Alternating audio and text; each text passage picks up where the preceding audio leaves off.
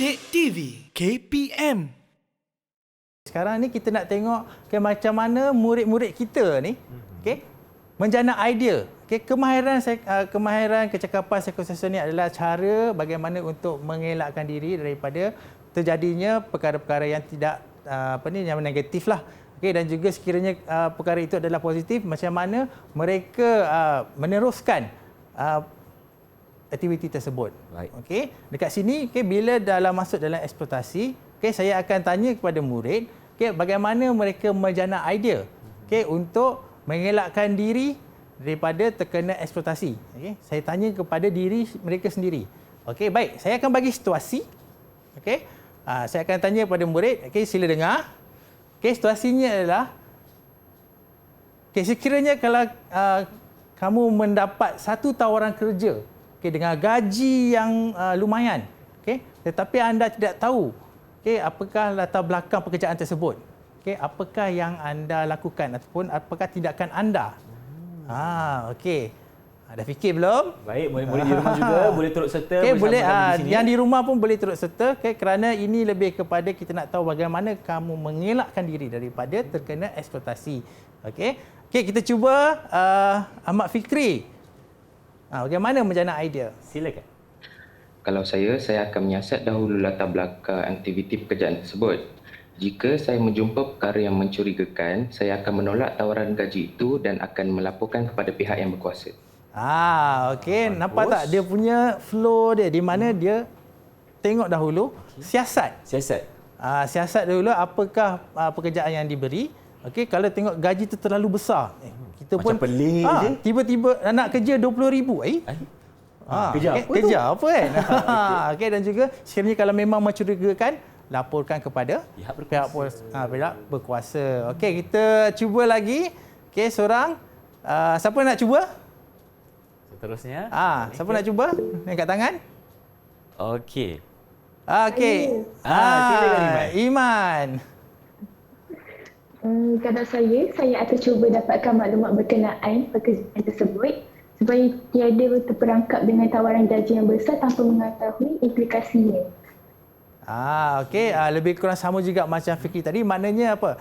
Sekarang ni bila kita tengok kalau murid dapat menguasai, maknanya dia dapat siasat. Dia tahu perkara itu tak betul dan sebagainya. Dia cuba untuk mendapatkan maklumat. Bila maklumat tu ada, barulah boleh kita buat tindakan. Contohnya kalau macam saya bagi tawaran kerja dekat Irfan, tapi Irfan terus dia nak pergi. Terus dia terima. Sebab apa? Sebab dapat gaji yang lumayan. Tiba-tiba saya mesej tu, besok Irfan datang kerja, saya bagi 5,000 sebulan. Mestilah nak kan? Ya. Tapi Irfan sepatutnya fikir dulu dan siasat latar belakang pekerjaan itu apa sebenarnya kan? Ya, betul. Itu adalah antara cara untuk mengelak. Kita minta seorang lagi boleh? Baik, saya minta Fazilah.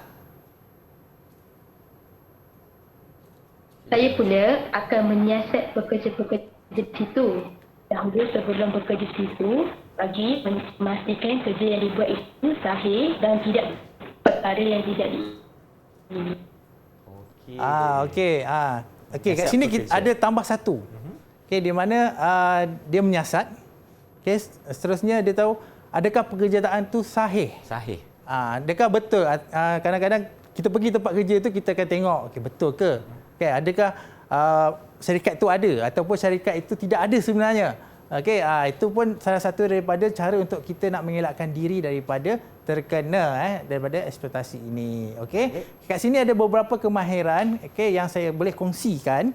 Pertama adalah membuat keputusan tidak terlibat dengan bahan terlarang. Sebab bila eksploitasi ini dia melibatkan semua. So kita kena ada keputusan untuk tidak terlibat dengan bahan-bahan yang negatif. Yang kedua, komunikasi secara baik semasa menolak ajakan seseorang.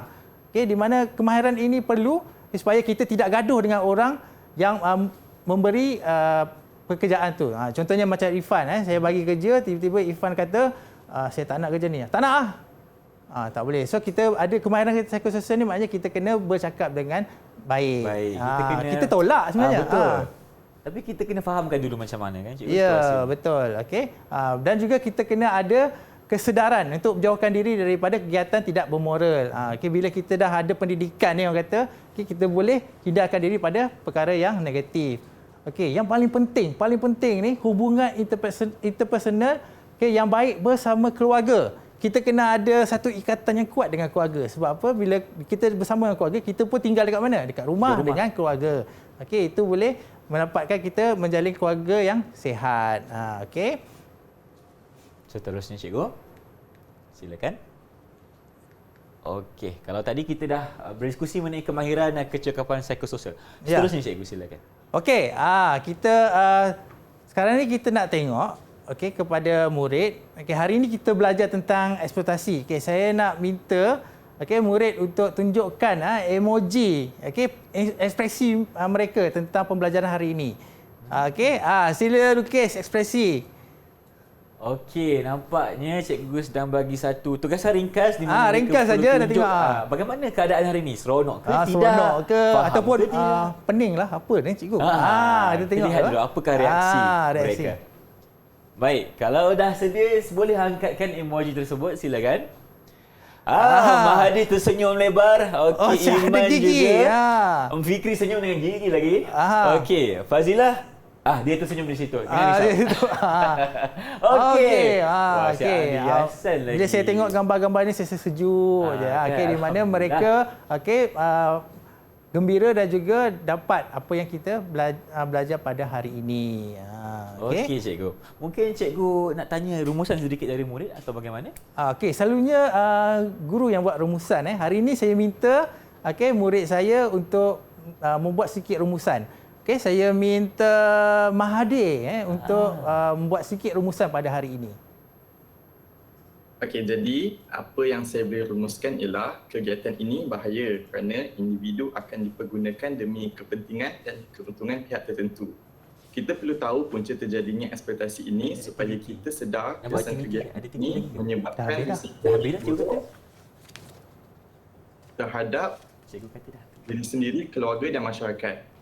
Jadi, pentingnya untuk kita ketahui cara mengelakkan diri daripada dieksploitasi supaya diri dan orang sekeliling kita tidak menjadi mangsa kepada kegiatan negatif ini. Kita perlulah berhati-hati dan bijak memilih kawan atau pekerjaan serta menggunakan media sosial untuk benda yang bermanfaat sahaja.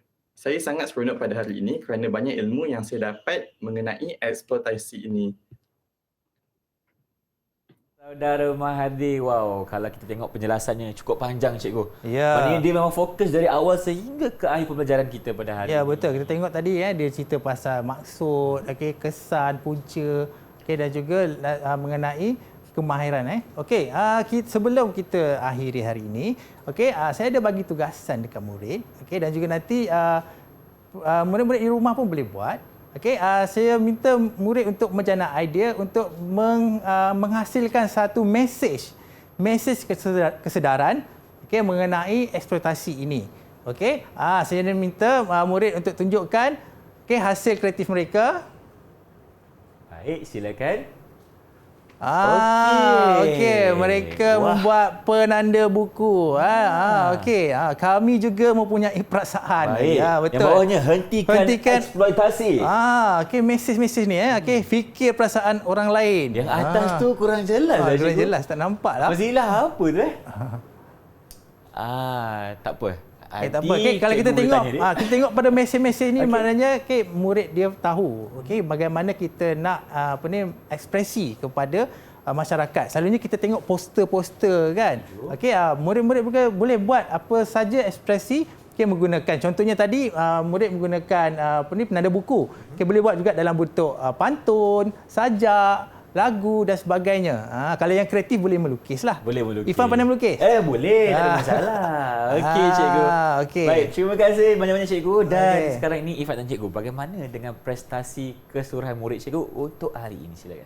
Hari ini saya sangat berbangga sebab anak murid saya semua memberi kerjasama, respon dan juga kita tengok pada bintang-bintang tersebut.